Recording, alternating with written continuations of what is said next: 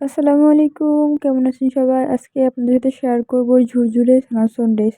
তো আমি ছানা সন্দেশটা তৈরি করার জন্য ১ম এ এখানে ২ লিটার দুধের ছানা তৈরি করে নিচ্ছি। আর ছানাটা আমি হাতের সাহায্যে মুথে একদম ঝুরঝুরে করে নিচ্ছি। ছানাটা যখন আপনারা তৈরি করবেন বা রেডি করবেন তখন দেখবেন ছানার মধ্যে সামান্য বিন্দু পরিমাণ যেন পানি না থাকে। এরকমভাবে ছেঁকে পরিষ্কার করে নেবেন। তো আমি ছানাটা মুথে গুঁড়ো করা হয়ে গেলে আমি একটা পাত্রে ছানা দিয়ে দিচ্ছি ২ কাপ আর চিনি দিচ্ছি ১ কাপ। আর এই জিনিসটা অবশ্যই খেয়াল রাখবেন, চানাটা যদি ১ কাপ হয় তাহলে 1/2 কাপ চিনি দিবেন। আর যদি ২ কাপ চানা হয় তাহলে ১ কাপ চিনি দিবেন। তাহলে আপনার ঝুরঝুরে পারফেক্ট ছানা সন্দেশটা তৈরি হবে। তো আমি সবগুলো এরকম মিশিয়ে হালকা অল্প ডিম আঁচে আমি সন্দেশটা তৈরি করে নিচ্ছি আরকি।